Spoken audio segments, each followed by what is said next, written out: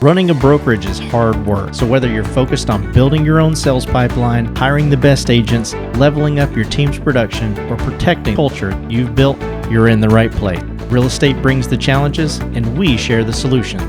Welcome to the show dedicated to broker entrepreneurs. Welcome to the Brokerpreneur podcast.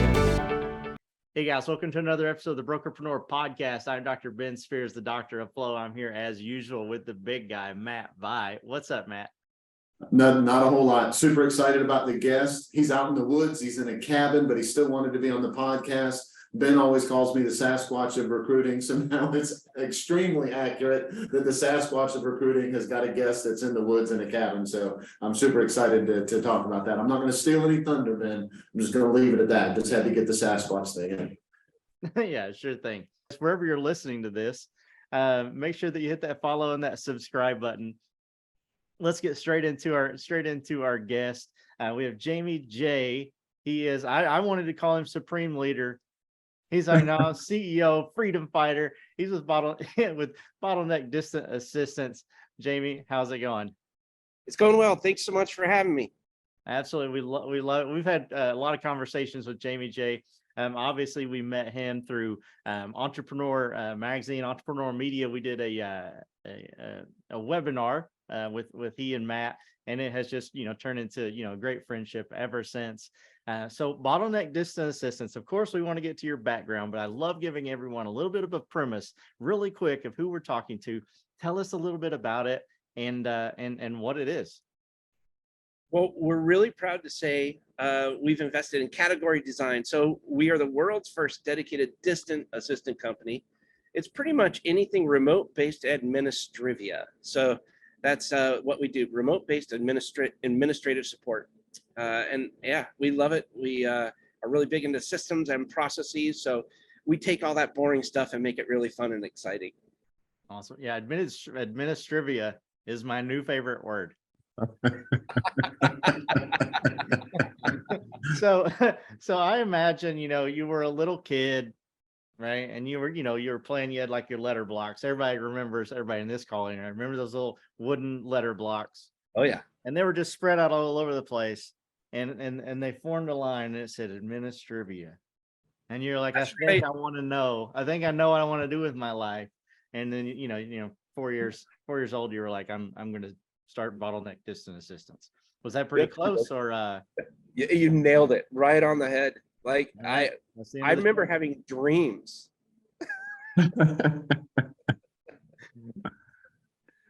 Yeah, it was pretty close. I've been wanting to do it I've been doing it for 17 years. So it seems like I've been doing it since I was a little kid, but yeah, I love it. I think it's a lot of fun. And yeah, it's challenging and I love being challenged. So it's figuring something out for the first time is not easy. Having a guiding hand to support you along the way, as you guys do for many of your clients, I think it's where it's at. That's if you can offer something to make someone else's life better, easier, more simple, then man, what a blessing. Absolutely. Yeah. So I love your backstory. Okay. And so I'm going to dig into that because we've talked a bunch of times before, right? And everything you've touched in a business realm turned to gold, right? Yeah, no. Yeah, we've all had those experiences, but that kind of pushed you in the direction. You wrote a book too, right? Tell us a little bit about how all of that happened. What happened and kind of got you where you are right now, helping as many people as you do. Well, thank you. I wrote a book called Quit Repeating Yourself. It's a real book. It actually got published. I can't believe that. No, but I think the reason that I wanted to write the book is because I was getting a lot of the same questions over and over again. And I thought, man, what better way to just, answer the questions and share that. And so I took a lot of my experiences, a lot of my failures and put it in the book. And it was really hard to come up with a title. I think I had 5, 6, 7 different titles. And if you read the book, you'll see the first 5 or 6 chapters are longer and funnier. And then the last couple chapters are shorter and more concise. And that's because the publisher said, you're going to have to wait until next cycle to publish this book if you don't finish. So I started going crazy. a little inside story, but I really, the process of writing it was really difficult, especially for my poor wife, because it was, I had all these deadlines, and it's really hard for when deadlines, there's a lot of pressure. But I really like writing the book because I talk about quit repeating yourself, and basically that's doing something as if it's the last time you're ever going to do it.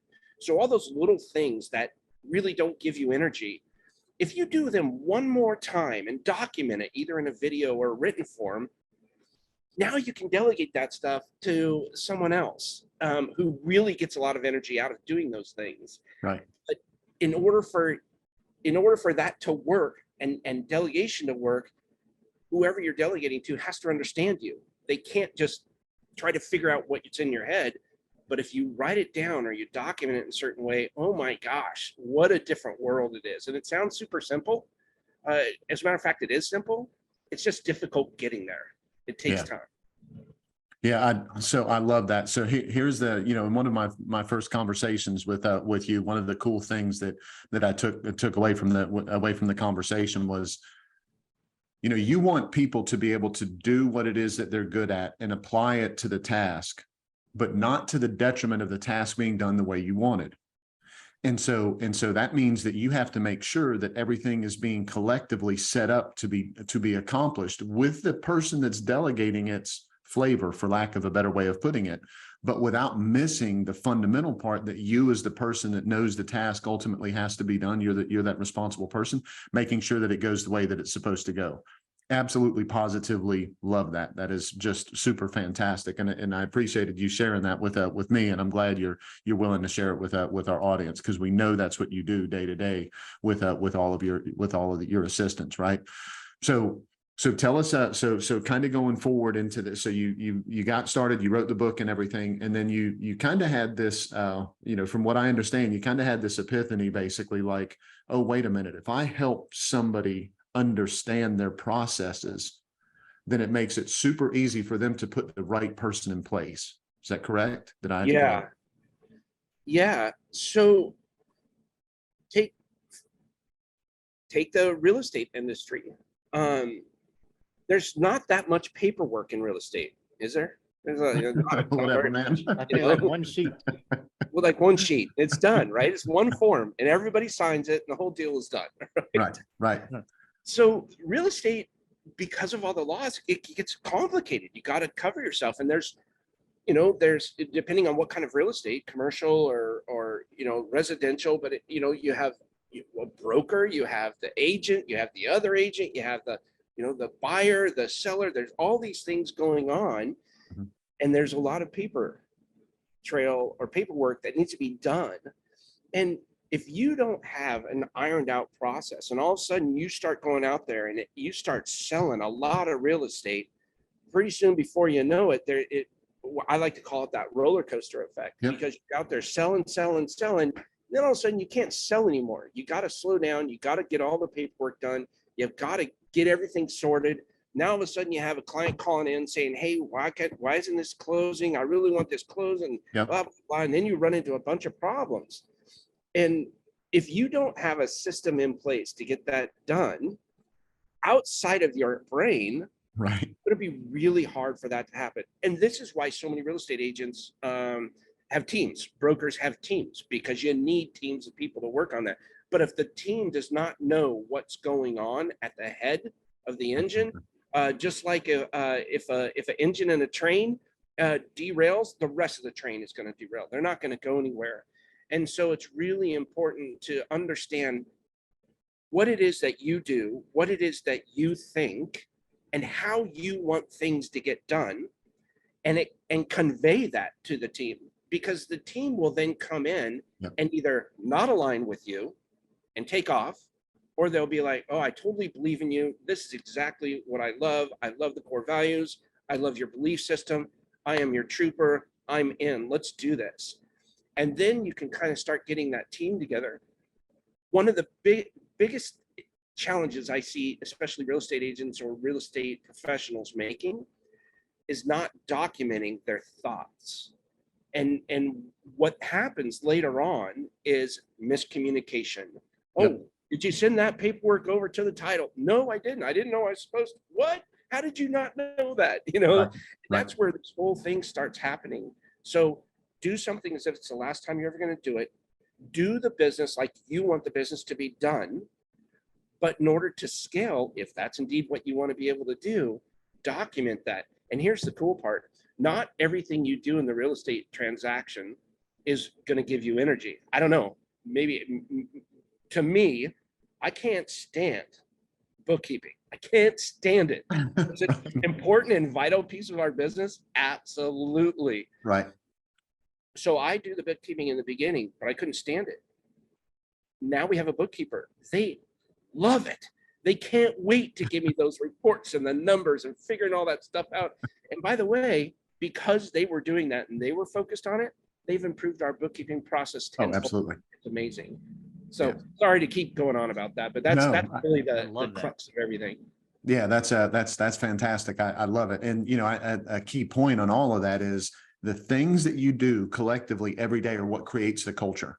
So whether it's your real estate office or whether it's your real estate team, if you want to be, and I'm going to use the word control carefully, if you want to be in control of your culture, then you have to know what's happening on all those little steps along the way. And if you can put a framework to it that is the way that you as a leader want it to go, things are going to move in the direction that they need to. And the people that don't like that framework can get lost, go somewhere else. And the people that do like that framework are going to excel inside that framework. And the rising tide is going to raise all ships.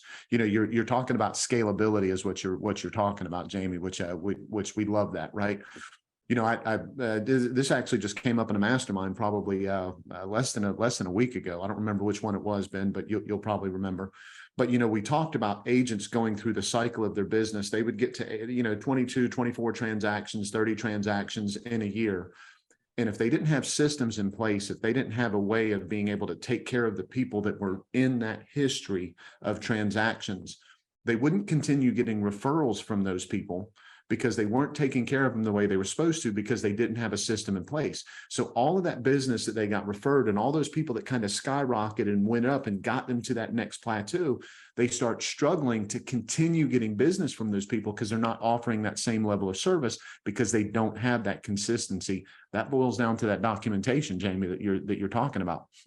If you can document it and hand that off, that allows that scale. Now everybody's doing their part that they're supposed to, and everyone has more capacity, and they're filling that capacity with the things that should be getting done.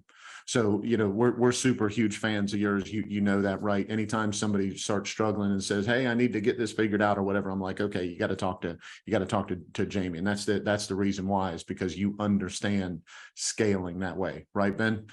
Yeah, that's exactly right. And so I love the structure behind Bottleneck, right? Because it's like I think everyone kind of has this underlying thought. Maybe they've used a VA before, or they've used a distant assistant, and or maybe they've heard of someone who does, but they just have this preconceived notion of what it's like.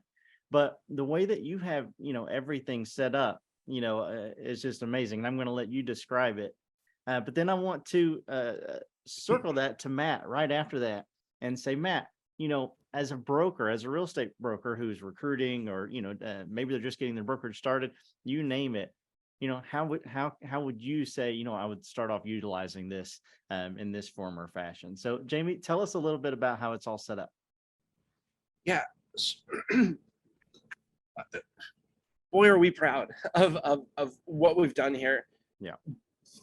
And I think the reason that and I say we collectively as a team are so proud is we've been through the rhythm and roles and tiers and firings and hirings, and it's just, we've had our own struggles. And if it weren't for going through and documenting every step of the process, literally every step of the entire process, from marketing to onboarding to, letting someone go to hiring. Like, if we wouldn't have done that,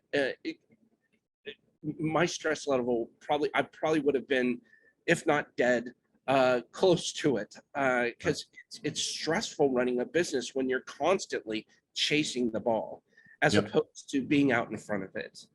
And I cannot recommend it enough. If you feel frustrated, if people on your team feels frustrated, I can almost guarantee it's a system issue. I can almost guarantee that it's a system issue. And so what does that mean? Because people will say, oh, system. They just throw that word out there. You got to build a system. You got to keep that system going. Basically, it's just the documentation of your entire process. And it's the familiarity of everybody else on your team getting that opportunity to be familiar with the process. Now, there's certain roles with certain given responsibilities within those roles. And that's your lane. That's where you're just thriving. You're doing good. That's your energy. And if you can maintain an 80-20%, meaning 80% of the time you're doing what you absolutely love, 20% of the time you say, screw it, I got to get through this because I know I'm going to be rewarded by doing something I really love afterwards. Like this stuff here, being on a podcast, I love this freaking energy. It's so much fun. We get to talk. It's a great excuse for us to talk and share with others. But then I have to go and, we lost power at our house. So I got to go do something that's going to waste time for me. It doesn't give me energy. I got to figure that stuff out. But I know I'm going to be rewarded because later today I have another great meeting, right? So I love that stuff. And if you can figure that out and document everything, what happens when someone's sick, or what happens when you're not able, you want to take a break, you want to leave for 2 weeks, you've been working your hindquarters off for the year, you've done 40 deals that year, you need a break. Your family's wanting to talk to you. What do you do in that case? Well, if you don't have your systems and processes in place, now the stress levels increase. Now issues start happening maybe at home, maybe with coworkers or colleagues, or you get into disagreements with your boss because maybe you didn't hit the quota, or I don't know what it is, but stuff starts happening when your system is not in place. And I know I'm coming back to this, but that's it. That's the whole secret.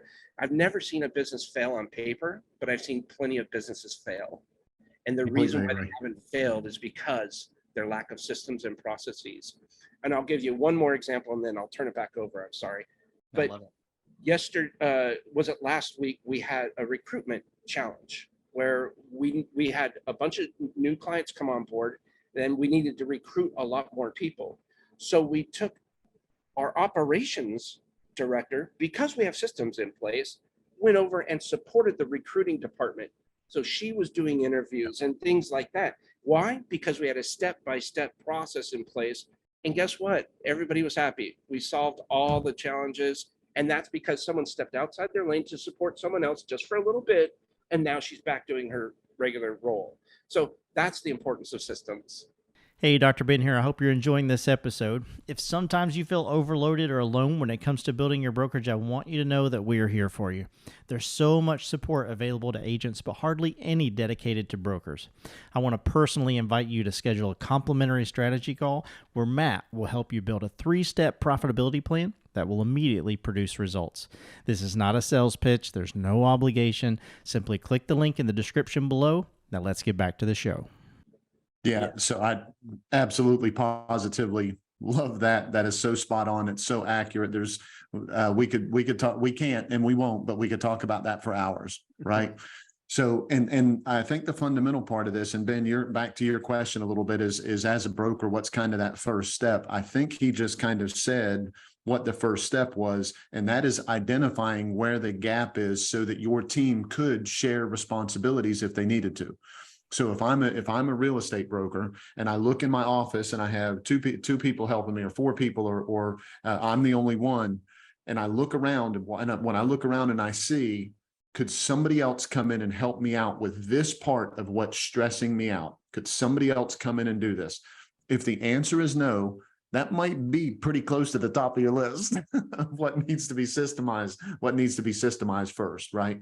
And you have to make sure you take a close look at all of the things that you're doing so that you're not just systemizing what you want to have done, but what is going to be the most healthy for your business to get done first.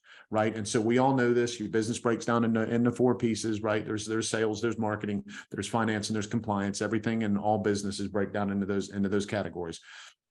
whenever we take a look at those, if there's one of those that your personality just does not connect with, right? Jaime, you said yours was finance, right? I completely get that. If it doesn't connect with that, man, between that and what's the gap that has to be done that's not getting done?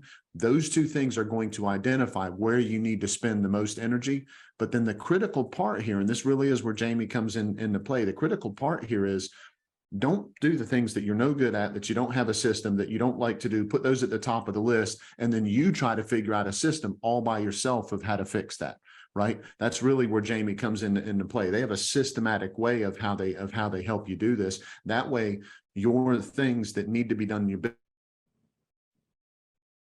business turn into a plug and play system. So look at where the gaps are, look at what you're good at, what you're not good at, and then pay attention to those first, because they need to be fixed. Because if you're not paying attention to them and you don't like them, that doesn't mean they don't exist in your business. It just means they're not being handled. Does that make sense, Jaime? Do you understand that? 100%. And what we've done is we've been able to simplify that entire process. Everything that Matt just said is spot on. Here's the challenge. The people that are listening to this, they're like, oh yeah, okay, that makes a ton of sense. How do I start? Where do I start? What do I do? And that's what we do. That's what we specialize. We break down like, okay, what's keeping you from getting to that next level, or reducing your stress, or what's preventing you from taking 30 days off and coming back to a desolate desert, right? Right. That all barrels down. I call it, there's three things that you do. Number one, you do the delegation roadmap. And this, thanks to Scott Beebe, he's the one that shared this with me, and I absolutely love it. And we've just taken and run with it. But the delegation roadmap is designed specifically to address what Matt just talked about. So you list everything you do in a given day. That's going to be a long list. And by the way, for those that are going to be doing this, I call it, it's in essence a brain dump of sorts. Mm-hmm. Plan this. Like, okay, I'm going to do it this Saturday. I'm going to do it Friday, and tell your family, tell your colleague, tell whoever it is, and block off like an hour to schedule this into your calendar. But if you're going to do it on the weekends or in the evening when you're not at work, make sure you check with your husband, your wife, your spouse, your friends, your roommates, whatever it is, and let them know, hey, don't bring the band over. There's no kid's birthday party this day. Right. I need to focus. Right. That does wonders for the home life as well, by the way.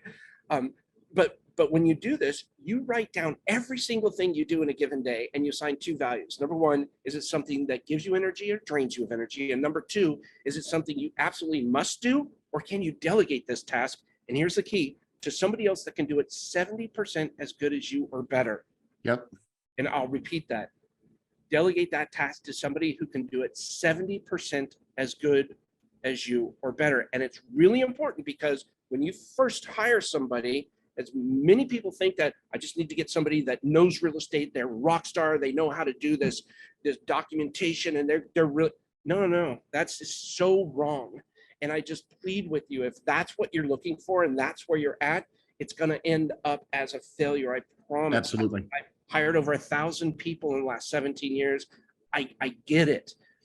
That if you don't find somebody that aligns with your values, and that you spend 30, 60, 90 days invested, it's actually harder. Your life gets harder when you first hire somebody, and rightfully so. But would you rather spend this chaos right now, the entire next year, or would you like to spend this chaos right now for the next 30, 60, 90 days? I personally, right. 30, 60, or 90 days. So that's the first thing, is that delegation roadmap. And then what you'll find is you'll get a subset task list of all the things that drain you of energy and that you do not want to do. You want to delegate that to somebody else. Then you can start compartmentalizing those in different roles. Whichever role has the most tasks, and when I say role, I'm talking about, administrative work or web work, or, different types of roles with different skill sets. So if you're looking for an assistant, or, what do you call them? Transaction coordinator. Thank you. Transaction coordinator. Whatever it is that you're looking for, you're going to put that, whichever list is the longest, that's who you need to look for first. Right. And then all of those tasks on there, now you prioritize those tasks 1 through 15,000 or whatever it is, right? Right. And then you take 2 through 15,000, you only focus on one and you build the process for that. Now you're done. Or better yet, you hire somebody else to build that process. That's right.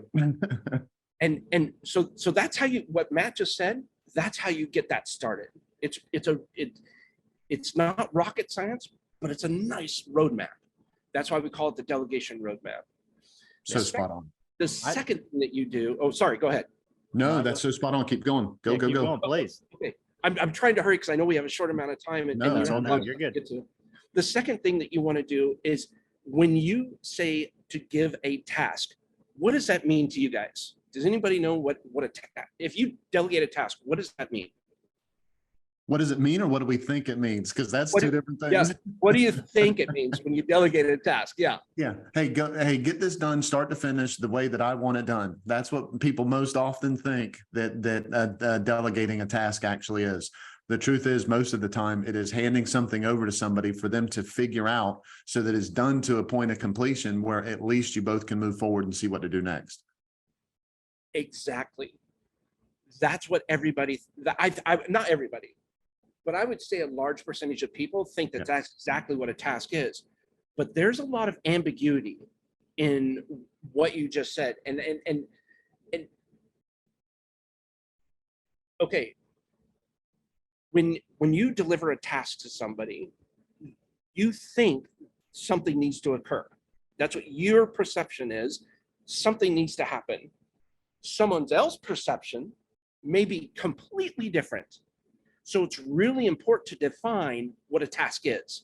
A task is, number one, name that task, so you know what you're talking about, because that helps with communication. Because there could be a couple of tasks that are eerily similar, but you need to name that specific task. The second thing is you need to explain what that task is, either in written form or video form or on a Zoom call, whatever it is, and that they need to confirm, repeat it back to you what you just instructed, because the chances are, the likelihood is they missed 1 or 2 things that could be pretty big. Right. That way this doesn't come back to bite yourself in the behind 3, 6, 9, 12 months down the road. The third part of that task, and this is what most people don't do, create a signal. And people are like, well, what's a signal?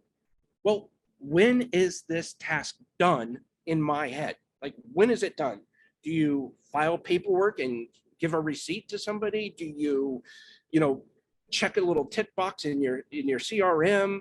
Like, what is it that makes this thing complete, so that both of you understand I've completed this? And that's how we define a task here for every single thing that we do. Our quarterly meetings, they're all done in that 3-step process. A small little task of sending an email, believe it or not, it's a task. There's 3 things that need to occur in that task, especially when you're learning it. And then the third thing that I wanted to talk about, and this is probably the most magical thing that's happened to us here. So many times I've gone to delegate something, and somebody have said, so you will never hear our assistants say, you should not hear them say, I don't know how to do it. That they shouldn't say that. So can you do this for me? Oh man, I don't know how to do that. No. They don't do that. I love that.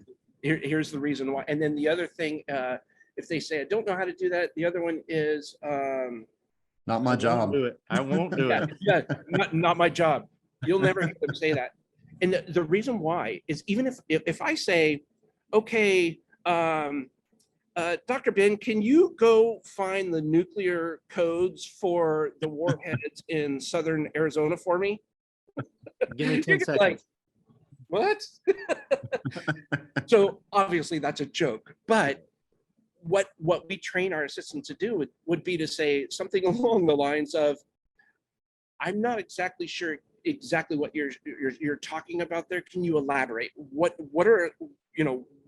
specifically are you looking for? Yeah, so right? good. Then they get back to it, and then the employee, and here's the secret. This is what changed our life. Then they employ the 30-minute rule. They're going to take no more than 30 minutes to go and research this to the best of their ability. no matter if they figure this thing out or they don't, and by the way, they usually figure it out 5 to 10 minutes, Oh, I believe it. Yeah. but they will spend a max of 30 minutes on it. This gives enough time to come back and justify the time they spent on it to whomever they're reporting to, their point of contact. And they can say, you know what, I found out what the nuclear codes were. Here you go. Right. Or they say, you know what, I found this, and this. And it's data that supports those codes are not able to be found. However, if we do this and this, we could probably accomplish a similar result without having those codes, right? I love But it. it may not work that way. And now they have that supporting documentation to say, you know what, I couldn't find it out, but we have this, and this. What way would you like to go? Man, so often people run into problems and they delegate a task to somebody else because they don't have the time or they don't have the resources, including time to get something done. And so they hand it off to somebody else. And when somebody comes back and says, I can't get it done, the person automatically, it pops in their head, well, I could have not gotten it done myself, right? And so what you're doing is you're disarming that, not to the joke of the nuclear codes, but you're disarming, you're I disarming probably that, should right? not use that as a joke. Right. Well, we'll see what you Somebody's listening. Spotify is gonna be like, this episode ain't getting posted. but it disarms that, right? It takes that out of the conversation between the two of you. So now the person that assigned that task isn't thinking, well, I could have not gotten it accomplished myself. They're thinking, oh, that's incredible information that's going to help us make sure that we move forward with it. So that's not the cop out answer, in other words, which I absolutely love that. And that you train your folks to do that is just, once again, Jaime, just when I thought I couldn't like what you do anymore, I like it more. Oh man, well, I love you guys. You guys are awesome. I love what you guys do. You know what I think is really good about what you guys do, and this is not just a buzzword, but you guys are so authentic. You have a charisma, and the way that you guys work together is absolutely amazing. I just love how you're able to. It's like you guys almost can finish each other's sentences, and that's such a great example of aligning with core values and just both wanting similar, outcomes and sharing the visions and missions, and without being too, ooh la la or whatever. I see that, and I think it's just absolutely amazing. You guys care about what it is that you do, and you care about who it is that you're.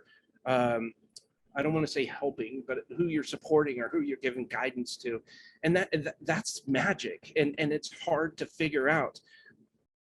But I think other people can achieve this, a similar relationship style. And this is why we focus on intimate-based relationships as opposed to transactional-based relationships.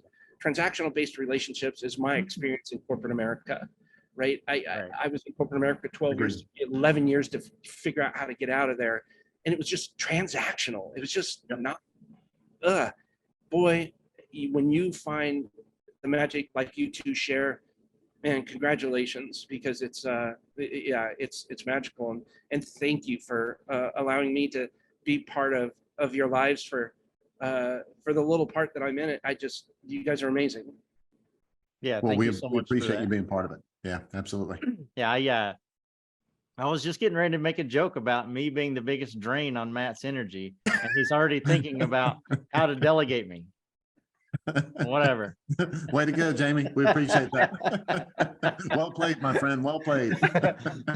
But before I kind of wrap this up and put a little bow on it, thank you so much for saying that. Of course, I'm grateful for that, and I take all the credit.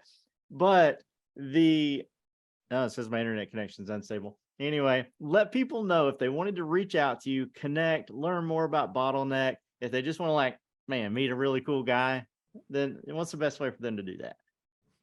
Well, we're all over social media. I would say the best way is just go to bottleneck.online. That's our web address, where we kind of help stop the bottleneck in your business. So yeah, that's probably the easiest way. And I'm very approachable and available. So usually when someone schedules an appointment, they'll talk to me. And the reason why is I get a ton of energy out of it. I absolutely love it. I'm very blessed to have my finger on the pulse. So now the follow-up and stuff like that, I'll tell you, I suck at it. I am really bad at it, and I understand my weaknesses. So we have extremely powerful people that will step in and make sure that everybody's taken care of. Love it. And I just want that to be a little exclamation point on this conversation, or a period at the very least, because that's what it's all about. Do the things you really love, and delegate the rest to someone that loves doing those tasks. I love that. Agreed. I love that so much. Great words of wisdom. Well, guys, I'll put that URL in the description below as always. And thanks again, Jaime, for coming on. I'm gonna thank you again at the end, so don't worry about it. If you're listening to this on iTunes, Spotify, Stitcher, Deezer, any of those platforms, make sure you hit that follow button. If you're watching this on YouTube, what's up? Make sure you hit that red subscribe button, that bell right beside it. You get notified every time we drop a new episode. Matt, I want to invite everybody to Brokerpreneur Not So Secret Society. It's every Friday, 12 o'clock Eastern Standard Time. The link for that's in the description below. It's just basically where we meet with brokers, owners, recruiting managers, you name it, from across the country. Podcast listeners, of course, are there. And we talk recruiting, retention, and agent productivity. So it's absolutely free to attend. It's every Friday at 12. We'd love to see you there. Matt, we bring on amazing guests, just like Jaime, for one reason and one reason alone, and tell them why that is. Because we just want to be part of your win.